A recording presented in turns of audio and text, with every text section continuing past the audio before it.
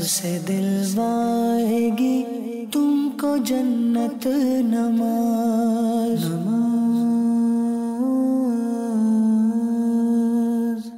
अल्हम्दुलिल्लाहि रब्बिल आलमीन वस्सलातु वस्सलामु अला सय्यिदिल मुरसलीन।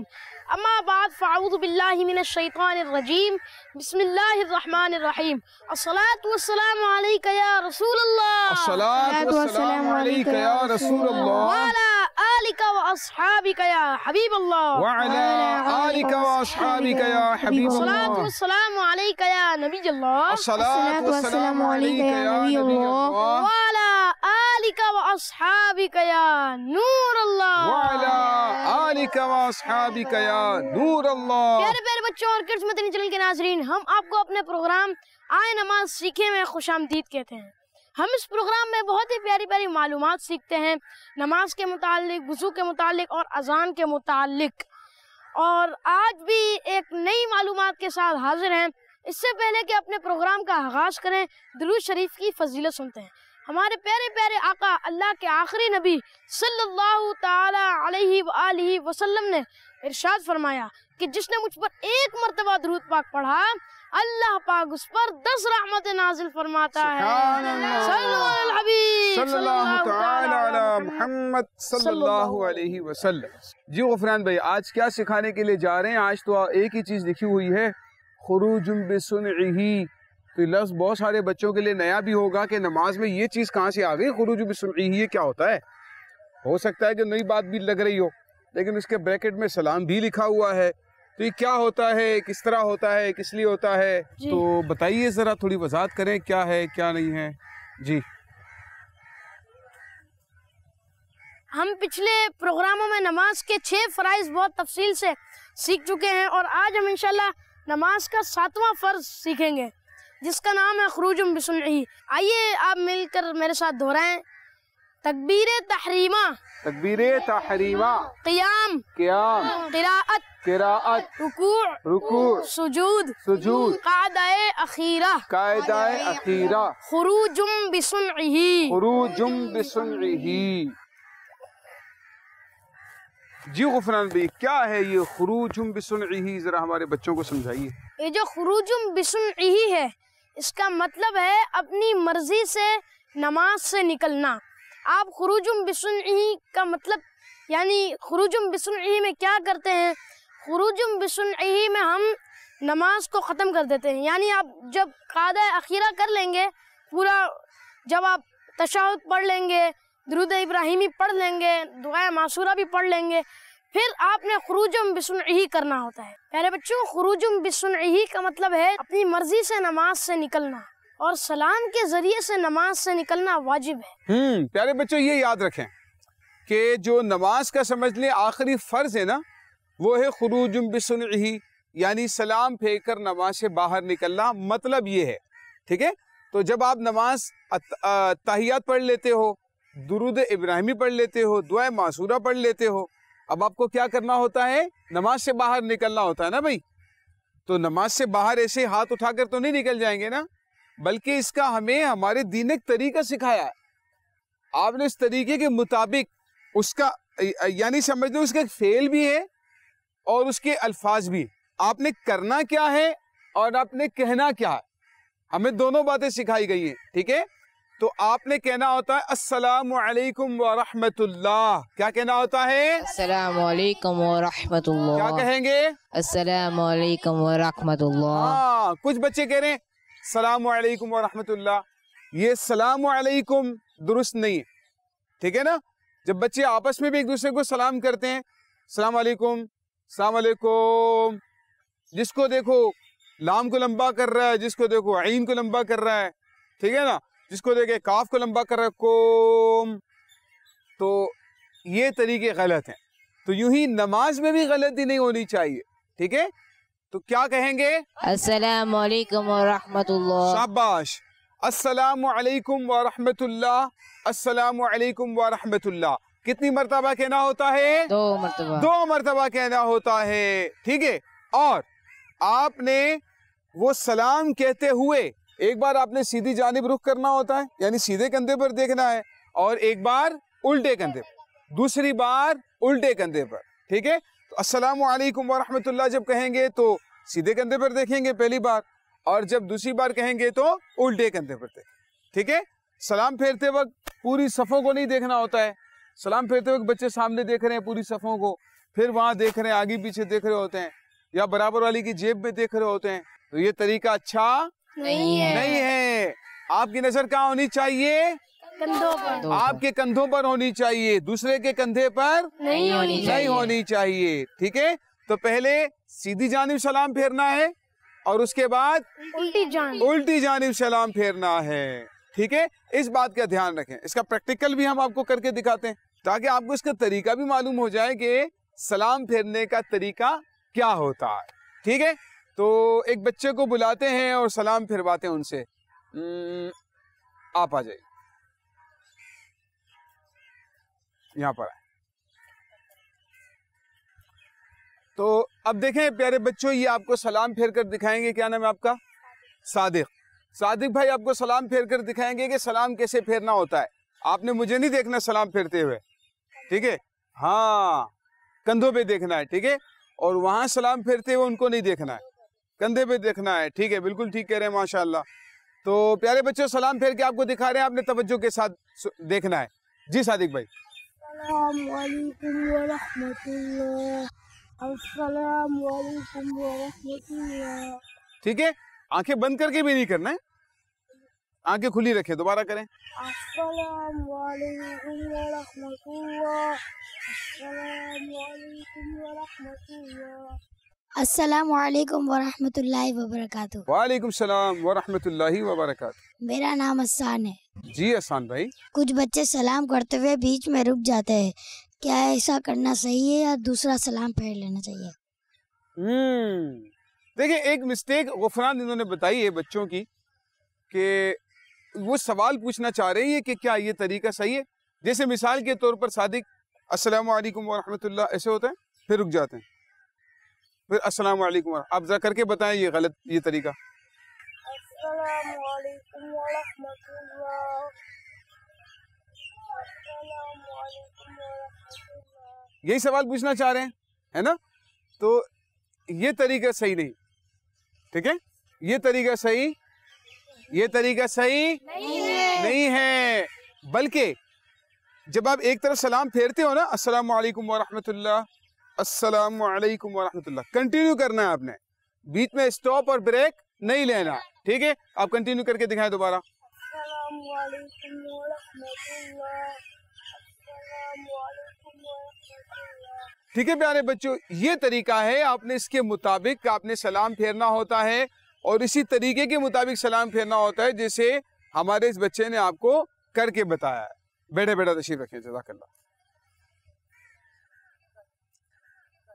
मेरा सवाल ये है कि इमाम साहब तो आराम से सलाम फेरते हैं, तो क्या हम जल्दी सलाम फेर सकते हैं? इमाम साहब अभी अस्सलामु अलैकुम स्लो पढ़ लें, आप अस्सलामु अलैकुम व रहमतुल्लाह जल्दी फेर लेते हैं, जल्दी पढ़ लेते हैं। ऐसा ना करें, पहले वेट करें और उनके पीछे पीछे चलें, ठीक है ना।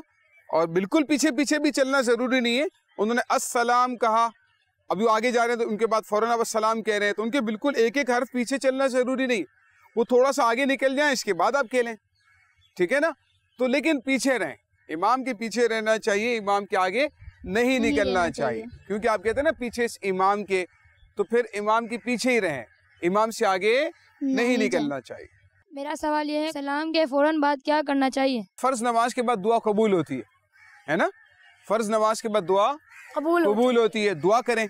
अच्छा, आयतुल कुर्सी की बड़ी फजीलत है गुफरान, इसके नमाज के फ़ौरन बाद आयतुल कुर्सी पढ़ते हैं ना, उसकी बहुत फजीलत, क्योंकि रिवायत में आता है कि जो शख्स नमाज के फ़ौरन बाद आयतुल कुर्सी पढ़ लेगा, उसके और जन्नत के दरमियान में सिर्फ मौत हाइल होगी।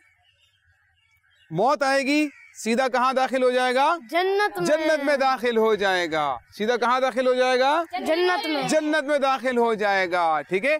तो आयतुल कुर्सी पहले दुआ मांगे, इसके बाद आयतुल कुर्सी पढ़ लें, है ना। तो एक अच्छा अमल है, अल्लाह पाक की बारगाह में दुआ करें तो इंशाअल्लाह इसकी बरकतें हम सबको नसीब होंगी, ठीक है। मेरा सवाल ये है कि अगर किसी शख्स की रकत निकल गई हो, वो इमाम साहब के साथ सलाम फेर दे लो, उसके लिए क्या हुक्म है? जवाब असल में ना थोड़ा सा पेचीदा है इसका, थोड़ा सा मुश्किल है लेकिन समझने की ज़रूरत है। खैर मुश्किल भी नहीं है, अगर इसको थोड़ा सा तवज्जो के साथ सुनेंगे ना तो मसला हल हो जाएगा। यानी हुआ यूं, एक शख्स जो है वो इमाम के पीछे नमाज पढ़ने के लिए जमात में शामिल हुआ। इमाम साहब की एक रकत निकल चुकी थी, ठीक है। अब इसे 3 रकतें मिसाल के तौर पर इमाम साहब के साथ मिल गई जी। अब इमाम साहब ने जब सलाम फेरा तो इसे क्या करना चाहिए था? खड़ा होना चाहिए, इसे क्या हो जाना चाहिए था? खड़ा हो जाना चाहिए। खड़े हो जाना चाहिए था। गुफरान आपने भी तवज्जो के साथ सुनना है ताकि आपको भी मसला जहन में रहे। अब आपने तीसरी रकत के लिए आपने अपनी रकत पूरी करने के लिए खड़े हो जाना चाहिए था आपको, ठीक है। लेकिन आपसे मिस्टेक क्या हुई कि आपने इमाम साहब के साथ ही सलाम फेर दिया। तो अब आपको क्या करना चाहिए? आपको ये करना चाहिए कि मिसाल के तौर पर इमाम साहब नमाज पढ़ रहे हैं, इमाम साहब के साथ आप बैठे हुए हैं, ठीक है। इमाम साहब ने कहा अस्सलामु अलैकुम व रहमतुल्लाह, आपने भी किया अस्सलामु अलैकुम व रहमतुल्लाह, अस्सलामु अलैकुम व रहमतुल्लाह। अब आपने देखा यार बराबर वाले तो उठ गए, मुझे भी उठना चाहिए था यहाँ पर, आपको याद आ गया ना जी। तो अब इसमें 2 सूरतें, ठीक है। एक सूरत में नमाज टूट जाएगी, एक सूरत में नमाज आपकी कंटिन्यू रहेगी। वो क्या है? मिसाल के तौर पर अस्सलामु अलैकुम व रहमतुल्लाह, अस्सलामु अलैकुम व रहमतुल्लाह, ये कहने के बाद आप बैठे हुए हैं, आपने कुछ भी नहीं किया, अब आप सोच रहे हैं और फिर आप फौरन खड़े हो जाते हैं, ठीक है। आप फौरन खड़े हो जाते हैं, यानी आपने कुछ भी किया नहीं है, अभी सिर्फ आपने सलाम फेरा है, आ रहे गुफरान समझ में, और अभी कुछ भी नहीं किया है। अब आप फौरन खड़े हो जाते हैं और फिर जो रकत आपकी निकल गई है वो रकत क्या करते हैं? कंप्लीट करते हैं, अदा करते हैं, सलाम फेर कर आपकी नमाज मुकम्मल, जी। कोई मसला नहीं, ठीक है जी। अच्छा, दूसरी सूरत वो ये है कि आपने अस्सलामु अलैकुम व रहमतुल्लाह, अस्सलामु अलैकुम व रहमतुल्लाह, आपने यूं कर लिया, आपकी नमाज टूट जाएगी। यानी आपने वो काम कर लिया सलाम फेरने के बाद जिससे नमाज टूट जाती है, तो इस सूरत में अब आपकी नमाज टूट जाएगी। लेकिन अगर आपने कोई ऐसा अमल नहीं किया था तो उस सूरत में आपकी नमाज नहीं टूटेगी। क्या उसे सजदा सहाव भी करना पड़ेगा? देखें अब इसमें भी 2 सूरतें, इसमें भी 2 सूरतें। मैंने कहा था ना, देखिए थोड़ा सा मुश्किल है लेकिन आपको समझ में आ जाएगा ना, तो फिर आप से अल्लाह ना करे ऐसी गलती हो भी जाती है तो आपको मसला मालूम होगा ना कि भाई मैंने तो यहाँ पर प्रोग्राम में मसला सीखा था ही, तो अब मैं अमल कर लूंगा इसके मुताबिक। और जिसने मसला नहीं सीखा होगा तो मिस्टेक पर मिस्टेक करते रहेंगे, ठीक है। अब इसमें 2 सूरतें हैं, आपने अस्सलामु अलैकुम व रहमतुल्लाह, अस्सलामु अलैकुम व रहमतुल्लाह। अब आप सोच रहे हैं मेरी रकत निकली या नहीं निकली।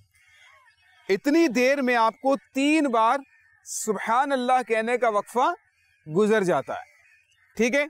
तो अब इस सूरत में आपकी नमाज जो है, इस सूरत में आपको सज्जा साफ करना पड़ेगा। जब आप खड़े हो जाएंगे, बाहर शरीयत में भी ये मसला लिखा हुआ है, तफसील के साथ वहाँ पढ़ सकते हैं। अमीर अहले सुन्नत ने नमाज के आकाम में, ये प्यारे बच्चों जितनी भी बातें हमने की है ना नमाज के आकाम में, तकरीबन मसाइल मौजूद हैं। अमीर अहले सुन्नत की किताब है नमाज के आकाम, तो वो आप मकतबतुल मदीना से हासिल कर लें, आप दावत इस्लामी की वेबसाइट से भी डाउनलोड भी कर सकते हैं, ठीक है।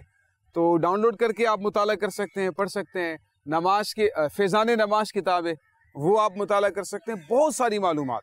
इसी तरह से बाहर शरीयत भी आप मकतबतुल मदीना से हासिल कर लें, दावत इस्लामी की वेबसाइट से आप डाउनलोड कर लें बाहर शरीयत, तो उसमें भी आप इस तरह के बहुत सारे मसाइल पढ़ सकते हैं, ठीक है ना। तो अब इस सूरत में अगर आपको 3 बार सुभान अल्लाह कहने की मिकदार वक्फा गुजर गया तो अब तो सज्दा साहब वाजिब हो जाएगा। लेकिन अगर यूं हुआ अस्सलामु अलैकुम व रहमतुल्लाह, अस्सलामु अलैकुम व रहमतुल्लाह और फौरन खड़े हो गए, यानी आपने बीच में गैप नहीं लिया, वक्फा नहीं दिया, तो इस सूरत में अब आपको सज्दा साहब भी नहीं करना पड़ेगा। आप अपनी रकात कंप्लीट करेंगे, बैठेंगे, कादा करेंगे और सलाम फेर कर नमाज मुकम्मल करेंगे। अगर किसी की एक रकत निकल गई हो तो इमाम साहब के सलाम का इंतज़ार करे या वो खड़ा हो जाए। देखें इसमें ऐसा है कि वो इमाम साहब के सलाम फेरने का वेट करेगा। जब इमाम साहब ने एक सलाम फेर दिया ना, और जब दूसरा जैसे इमाम साहब फेरने लगेंगे ना सलाम, तो आप खड़े हो जाएं और अपनी रकत को मुकम्मल करेंगे, ठीक है। अपनी रकत को मुकम्मल करें। अगर इमाम साहब के ऊपर सजदा साहब वाजिब हो तो क्या जिसकी एक रकत निकल गई हो उसको भी सजदा साफ करना पड़ेगा? देखिए, इसका मसला ऐसा है कि अगर इमाम साहब के ऊपर सजदा साहब वाजिब है, अब इमाम साहब ने सलाम फेरा ना, जिसकी रकत निकल गई वो वेट कर रहा है कि इमाम साहब दूसरा सलाम फेरें, लेकिन इमाम साहब ने सजदा साहब कर लिया, तो जिसकी रकत नहीं निकली है वो तो सलाम फेर कर ही सजदे में जाएंगे इमाम की तरह से, लेकिन जिसकी रकत निकल गई थी वो बगैर सलाम फेरे सजदे में जाएंगे। ठीक है, वो बगैर सलाम फेरे सजदे में जाएंगे।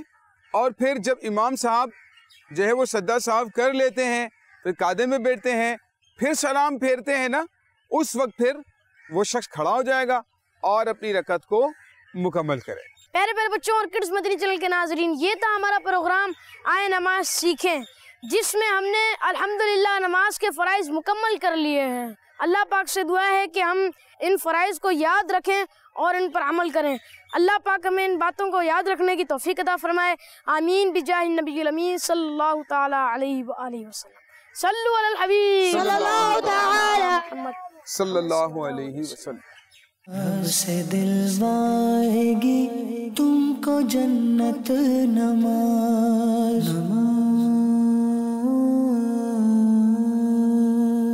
बच्चों का मदनी चैनल।